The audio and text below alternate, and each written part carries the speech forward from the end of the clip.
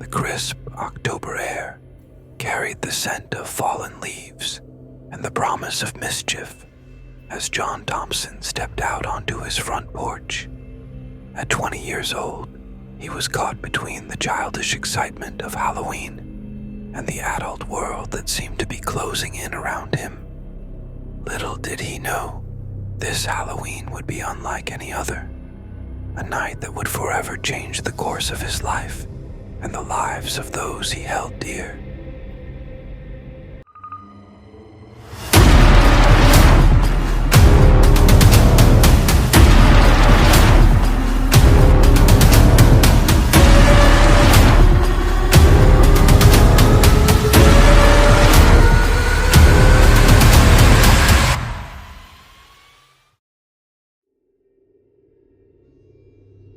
John's younger sister, Sarah, bounded past him, her witch's hat bobbing comically as she ran to join her friends for trick-or-treating. His parents, Mark and Linda, called out their usual warnings about staying safe and not eating too much candy.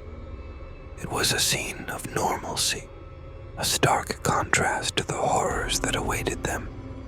As twilight descended, an eerie fog began to roll in from the nearby woods.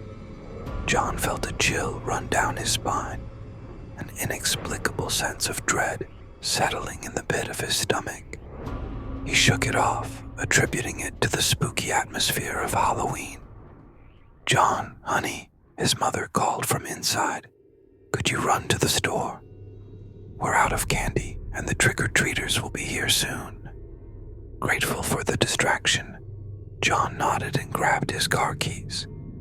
As he drove through the fog-shrouded streets, the world seemed to grow increasingly surreal. The street lights cast an otherworldly glow, and shadows danced at the edge of his vision. He blinked hard, trying to focus on the road ahead. The convenience store was eerily quiet when John arrived. As he browsed the aisles for Halloween candy, he couldn't shake the feeling that he was being watched. The hairs on the back of his neck stood on end, and he found himself glancing over his shoulder every few seconds. "Just your imagination," he muttered to himself, grabbing a few bags of assorted sweets. As he approached the counter, the lights flickered ominously. The cashier, an old man with deep-set eyes, regarded John with an unsettling intensity. "Be careful out there tonight, son," the old man wheezed as he handed John his change.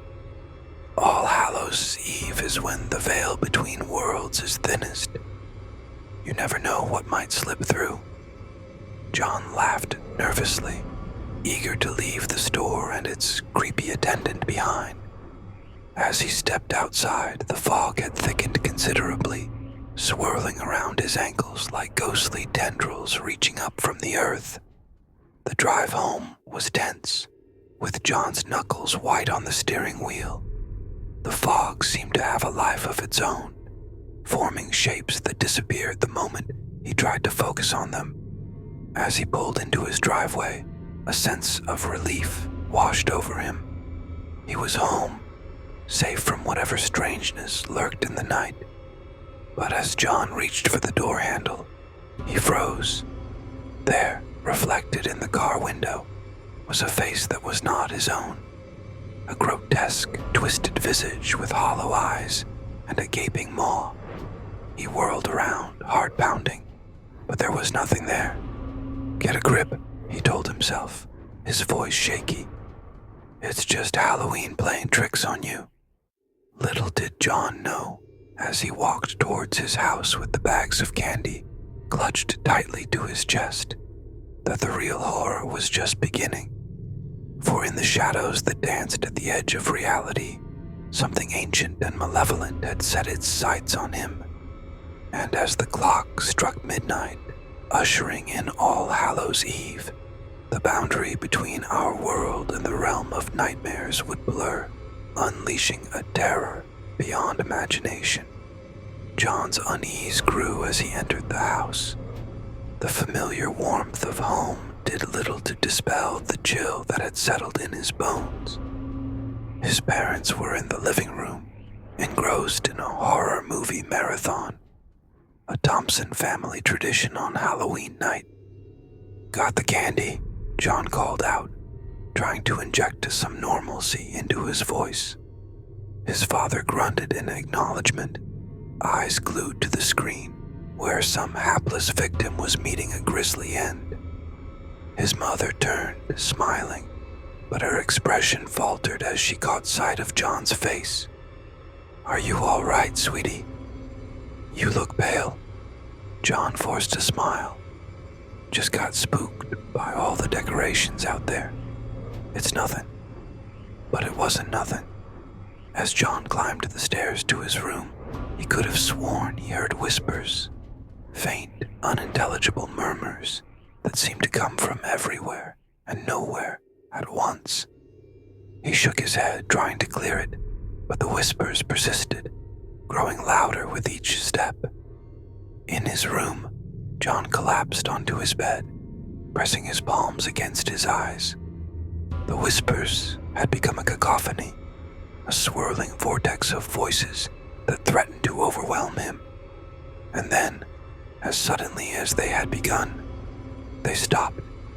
The silence that followed was deafening. John opened his eyes, blinking in the dim light of his room. Everything seemed normal, but there was a heaviness in the air, as if the very atmosphere had thickened.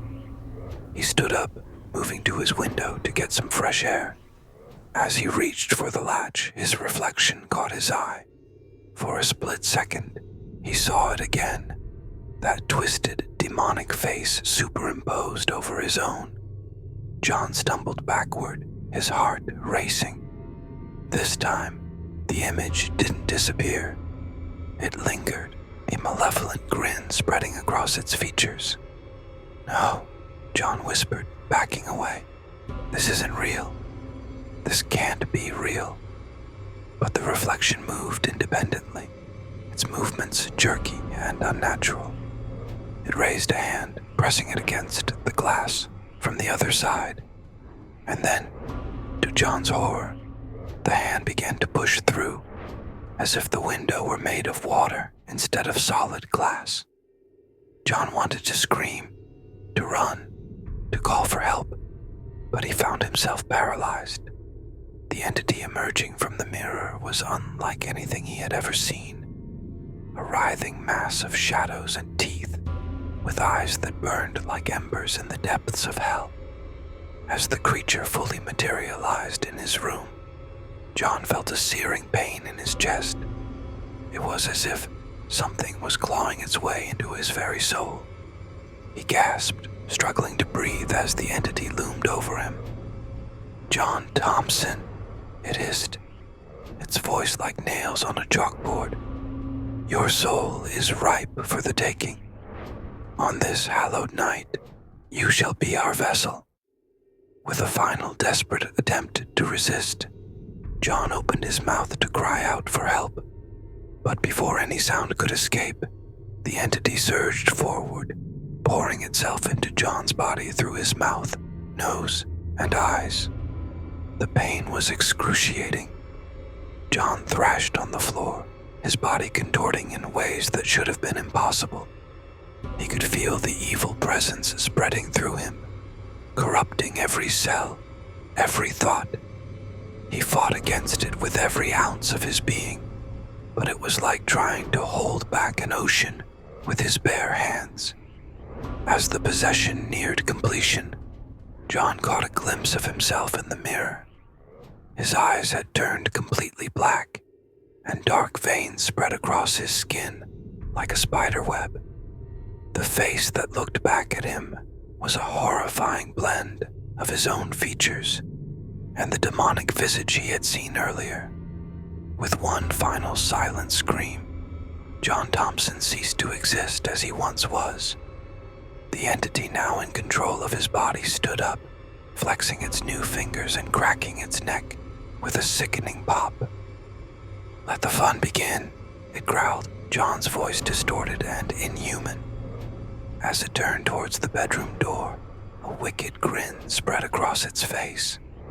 Downstairs, blissfully unaware of the horror that had just unfolded, John's family continued their Halloween festivities.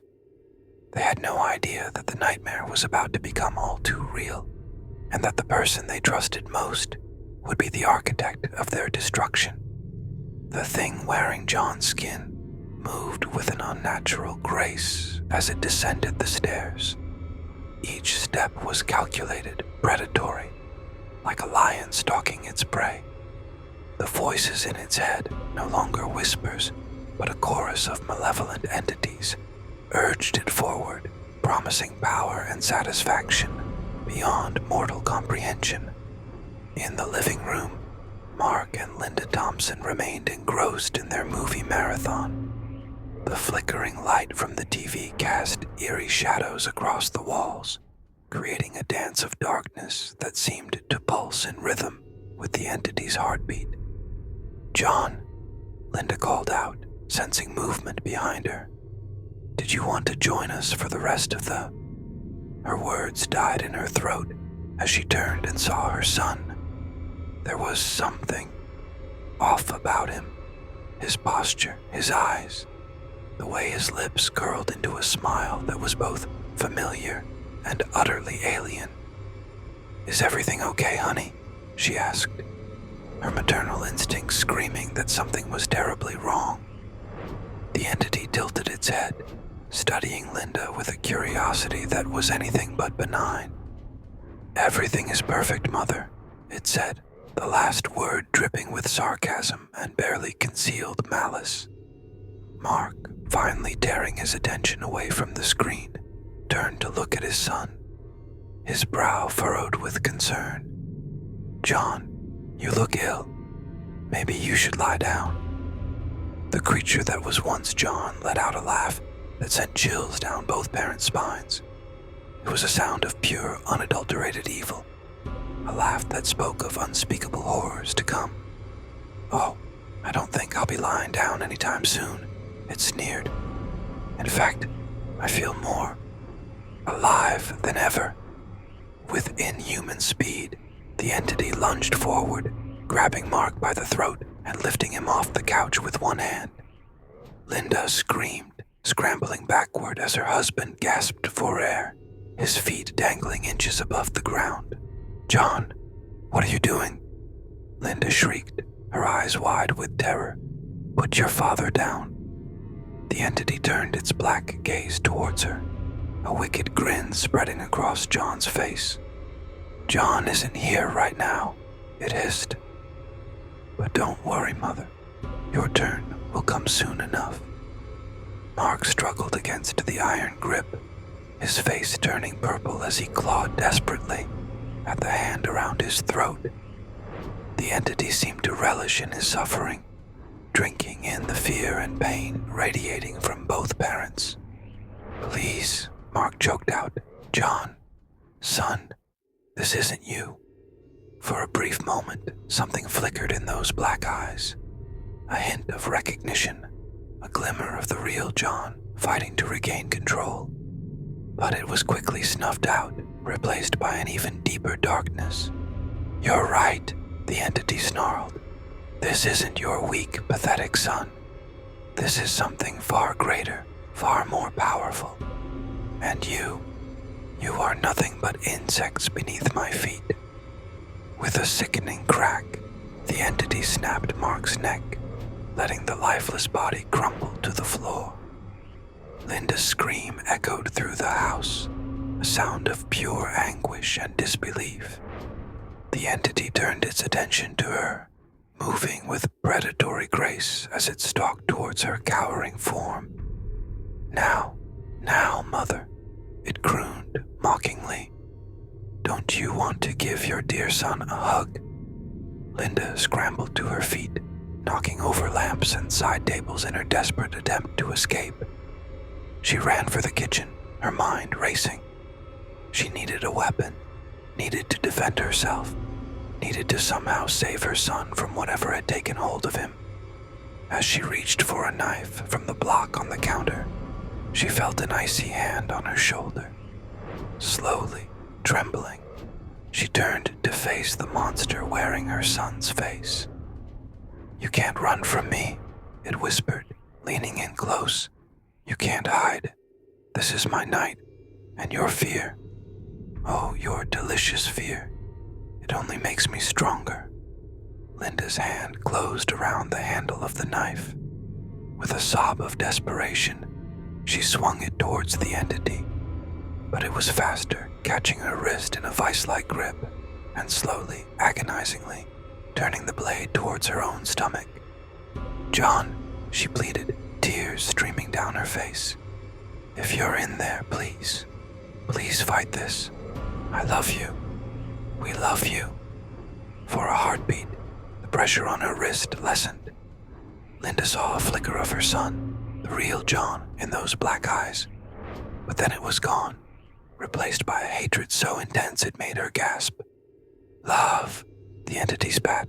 "What a useless human concept. Let me show you what real power feels like." With brutal force, it plunged the knife into Linda's abdomen. She let out a strangled gasp, her eyes wide with shock and pain. The entity twisted the blade, reveling in her agony. As Linda's life ebbed away, the entity leaned in close, whispering in her ear, "Thank you for giving birth to such a perfect vessel. Your sacrifice will not be forgotten." It let her body fall to the floor, standing over her as she took her final, shuddering breaths. The kitchen was silent, save for the drip of blood and the entity's heavy breathing. Suddenly, the front door burst open. Sarah, John's younger sister, burst in, her trick-or-treat bag swinging from her arm. "Mom, Dad, you won't believe how much candy I..." She froze, taking in the scene before her. Her father's body in the living room, her mother bleeding out on the kitchen floor, and her brother standing there, covered in blood, with eyes as black as the deepest pit of hell. Sarah's scream pierced the night, a sound of pure terror that would haunt the neighborhood for years to come. And as the entity turned its malevolent gaze towards her, a new chapter of horror was about to unfold. Sarah's scream pierced the night as she stood frozen in the doorway, her trick-or-treat bag slipping from her grasp. Colorful candies scattered across the blood-stained floor, a grotesque parody of the festive night that had turned into a nightmare. "Jae-John," she whispered, her voice trembling as she locked eyes with the entity that had once been her brother. What happened? What did you do?" The thing wearing John's skin cocked its head, studying Sarah with predatory intensity. A cruel smile spread across its face, twisting John's once familiar features into something monstrous. "Little sister," it purred, its voice a horrifying blend of John's and something other. "So good of you to join us. I was beginning to worry you'd miss all the fun." Sarah's mind reeled, unable to process the scene before her. Her father's lifeless body in the living room, her mother's blood pooling on the kitchen floor, and her brother standing there, covered in blood, with eyes as black as the deepest pit of hell. Fight or flight instinct kicking in, Sarah chose flight. She turned on her heel and bolted for the front door, her witch's hat flying off as she ran. But the entity was faster, impossibly so. Before she could reach the threshold, it materialized in front of her, blocking her escape. Now, it chided, wagging a blood-stained finger. "Don't you want to play a game with your big brother? How about hide and seek?" Tears streaming down her face, Sarah backed away, her eyes darting around for any means of escape or defense. "Please," she begged. "John, if you're in there, help me. This isn't you. You'd never hurt us." For a fleeting moment, something flickered in those black eyes, a hint of recognition, a glimmer of the real John struggling to break free. But it was quickly swallowed by the darkness, leaving only malevolence in its wake. "Oh, but this is me, Sarah," the entity growled. "A better me, a stronger me. And you're nothing but prey." With inhuman speed, it lunged for her. Sarah ducked, narrowly avoiding its grasp, and scrambled towards the stairs. Her heart pounded in her chest as she took the steps, 2 at a time, the sound of the entity's laughter echoing behind her. "Run, little rabbit, run," it called out, its voice filled with sadistic glee. "It only makes the hunt more exciting." Sarah reached the 2nd floor, her mind racing. She needed a place to hide, somewhere the monster wearing her brother's skin couldn't find her. Her room, too obvious. The bathroom, no escape route. Then she remembered. The attic. With shaking hands, she pulled down the attic ladder and climbed up, trying to be as quiet as possible. The dusty, cluttered space was dark and foreboding, but it was her only hope. She pulled the ladder up behind her and retreated to the farthest corner, huddling behind a stack of old boxes. Below, she could hear the entity moving through the house, its footsteps slow and deliberate. "Sarah," it called out, its voice sickeningly sweet. Come out, wherever you are. Don't you want to give your big brother a hug?" Sarah clamped her hands over her mouth to stifle her sobs, praying that the creature wouldn't find her. But as the footsteps grew closer, she realized with mounting horror that her prayers would go unanswered on this cursed Halloween night. The attic creaked ominously as Sarah huddled in the darkness, her breath coming in short, panicked gasps. Dust motes danced in the faint moonlight that filtered through a small, grimy window, casting eerie shadows across the cluttered space. Below, the entity that had possessed John continued its methodical search of the house. Sarah could hear it moving from room to room, calling out to her in that twisted version of her brother's voice. "Oh, Sarah," it sang, the words dripping with malice. "I can smell your fear. It's intoxicating." Sarah pressed herself further into the corner, willing herself to become invisible. Her mind raced, trying to make sense of the horror that had befallen her family. How had this happened? What had turned her loving brother into this monster? As if in answer to her unspoken questions, the whispers started. At first, Sarah thought it was just the wind whistling through the cracks in the attic walls. But as she listened, she realized the sounds were forming words, ancient, guttural syllables that made her skin crawl. The whispers grew louder, surrounding her, pressing in on all sides. Sarah clamped her hands over her ears, but it did nothing to block out the otherworldly voices. They spoke of blood and sacrifice, of ancient rituals and dark powers awakened on All Hallows' Eve. Suddenly the attic ladder creaked. Sarah's heart leapt into her throat as she realized the entity had found her hiding place. Slowly, agonizingly, the ladder descended, each movement echoing like a thunderclap in the confined space. "I know you're up here, little sister," the thing wearing John's face called out. "I can hear your heart racing. Such a delicious sound." Sarah looked around frantically for a weapon, anything she could use to defend herself. Her hand closed around an old baseball bat, forgotten among the detritus of family memories. She gripped it tightly, her palms slick with sweat. The entity's head appeared at the top of the ladder, those black eyes scanning the darkness. When they locked onto Sarah, a grin spread across its face that was anything but human. "Found you," it hissed. Sarah swung the bat with all her might, connecting solidly with the entity's head. It stumbled backward, momentarily stunned. Not wasting a second, Sarah bolted for the ladder, her heart pounding in her ears. She half climbed, half fell down the ladder, landing in a heap on the second-floor hallway.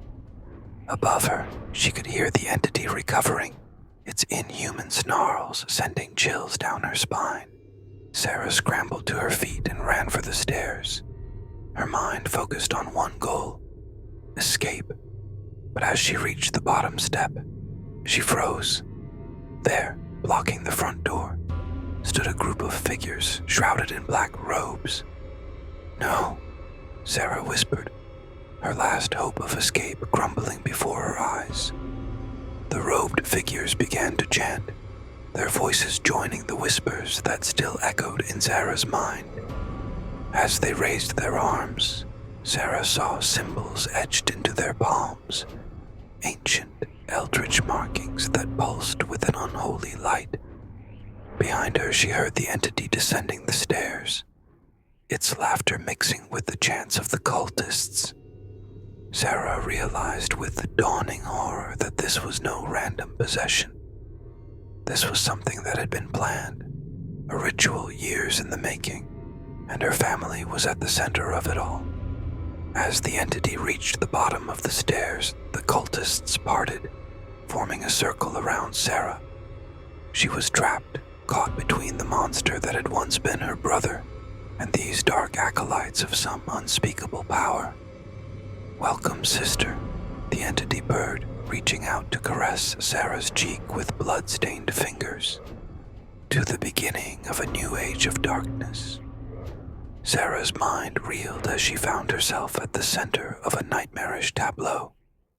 The cultists continued their eerie chant, their voices rising and falling in an otherworldly rhythm that seemed to make the very air vibrate.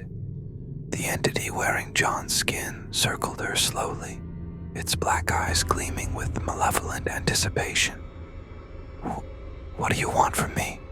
Sarah managed to choke out, her voice barely above a whisper. The entity's lips curled into a cruel smile. "It's not about what we want from you, dear Sarah. It's about what you're going to give us, willingly or not." One of the cultists stepped forward, lowering his hood to reveal a face lined with age and marked with strange, swirling tattoos. "For centuries, we have waited for this moment," he intoned, his voice resonating with power. "The alignment of the stars, the thinning of the veil between worlds, and the sacrifice of innocent blood on All Hallows' Eve." Sarah's eyes widened in horror as the realization dawned on her. You're going to kill me." The old cultist laughed, a sound devoid of any warmth or humanity. "Death is but the beginning, child. Your sacrifice will open the gateway, allowing our Dark Lord to enter this realm and usher in an age of eternal night." The entity that had been John moved closer, its fingers tracing the air around Sarah's face, never quite touching her. "And I, dear sister, will be the vessel through which our master will rule this world." Sarah's mind raced, searching desperately for a way out of this nightmare. She thought of her parents, already lost to this madness, and of her brother trapped somewhere inside the monster before her. A spark of defiance ignited within her. "No," she said, her voice growing stronger. "I won't let you do this. John, if you're in there, fight it. You're stronger than this thing." For a moment, something flickered in the entity's eyes. A flash of recognition, a hint of the real John struggling to break free. But it was quickly suppressed, replaced by an even deeper darkness. "Your brother is gone," the entity snarled. "There is only us now." The cultists began to move, forming a tighter circle around Sarah. She could feel the energy building in the room, a palpable force that made her skin crawl and her hair stand on end. The old cultist produced a wicked-looking dagger, its blade etched with the same eldritch symbols that adorned their palms. "The time has come," he declared. "Let the ritual begin." As the chanting reached a fever pitch, Sarah felt a strange sensation overtaking her. It was as if invisible hands were reaching into her very soul, trying to tear something essential away from her. She fought against it with every ounce of her being, clinging to memories of happier times, family dinners, laughter shared with John, the love of her parents. The entity wearing John's face approached, reaching out to grasp Sarah's arm. But as its fingers made contact with her skin, something unexpected happened. A blinding light erupted from the point of contact, causing the entity to recoil with a howl of pain. The cultists' chanting faltered, their expressions a mix of shock and fear. Sarah felt a surge of warmth flowing through her, a power she didn't understand, but instinctively knew how to use. "John," she called out, her voice ringing with newfound strength. "I know you're still in there. Fight it. Remember who you are." The entity clutched its head, letting out an inhuman shriek. It stumbled backward, its form seeming to flicker between John's familiar features and the monstrous visage of the demon possessing him. "No!" the old cultist cried out. "This cannot be. The prophecy." But his words were cut short as the room was suddenly filled with a brilliant, purifying light. Sarah stood at its center, her eyes glowing with an inner fire. She reached out towards the entity, her hand extended in both command and supplication. "In the name of love, in the name of family," she intoned, words of power she didn't know she possessed flowing from her lips. "I cast you out."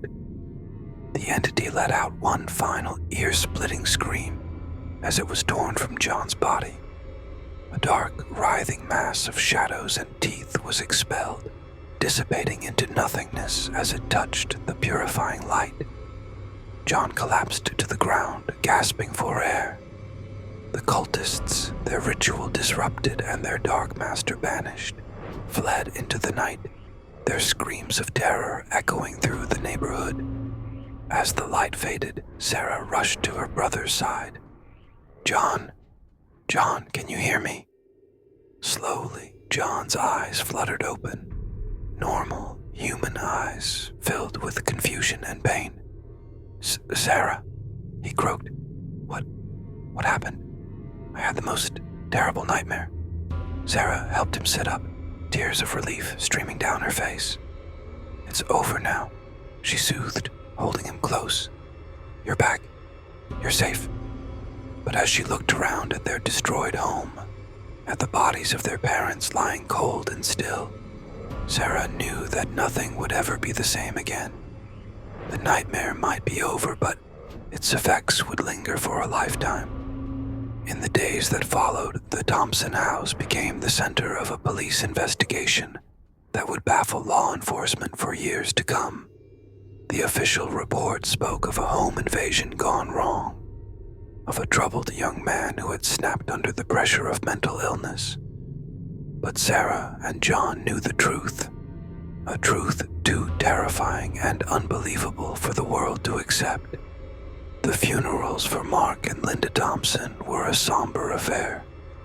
The entire town turned out to pay their respects, whispering behind their hands about the tragedy that had befallen the seemingly perfect family. John sat in stoic silence throughout the service, his eyes haunted by memories he couldn't fully recall. Sarah, for her part, struggled with the weight of her newfound power. The ability that had manifested on that fateful Halloween night hadn't disappeared with the banishing of the demon. She could feel it thrumming beneath her skin, a constant reminder of the thin veil between their world and the realms of darkness that lay beyond. As the last of the mourners departed, leaving John and Sarah alone in their empty, echoing house, the true impact of what had happened began to sink in. "What do we do now?" John asked, his voice barely above a whisper. Sarah took her brother's hand, squeezing it gently, "We survive," she said firmly.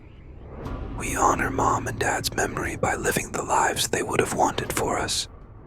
And we make sure nothing like this ever happens again." John nodded slowly, a flicker of determination replacing the haunted look in his eyes. "You're right. But how? Those cultists are still out there. What if they try again?" Sarah's expression hardened. "Then we'll be ready. We know the truth now, about the darkness that exists in this world. It's up to us to stand against it." In the months that followed, John and Sarah threw themselves into research, delving into ancient texts and obscure corners of the internet. They learned about protective sigils and purification rituals, about the cycles of cosmic power and the weak points in reality where dark forces could slip through. They converted their parents' study into a war room of sorts, its walls covered with maps and diagrams, shelves lined with books on the occult and supernatural. And all the while, Sarah honed her newfound abilities, learning to channel the light that had saved them on that terrible night. As another Halloween approached, John and Sarah stood on their front porch, looking out at the neighborhood they had once thought of as perfectly ordinary. Now they saw it with new eyes, aware of the shadows that lurked at the edges of reality, of the battles that raged unseen by most. "Are you ready?" John asked, adjusting the amulet around his neck, a protective charm they had crafted together. Sarah nodded, her hand instinctively moving to the similar amulet she wore. "As ready as we'll ever be." They stepped out into the night, prepared to face whatever darkness might come. For they were no longer just John and Sarah Thompson, survivors of a family tragedy. They were guardians, standing watch on the border between light and shadow, determined to prevent anyone else from suffering the horrors they had endured. And as trick-or-treaters began to fill the streets, their laughter and excitement a stark contrast to the weight of knowledge John and Sarah now carried. The Thompson siblings knew that their real work was just beginning. For in a world where ancient evils could awaken and possession was a terrifying reality, every day, and especially every Halloween, brought new challenges and dangers. But they would face them together, bound by blood, tragedy, and a shared mission to keep the darkness at bay. For in the end, it was not just their own lives they were fighting for, but the safety and innocence of everyone who remained blissfully unaware of the true horrors that lurked in the shadows of All Hallows Eve.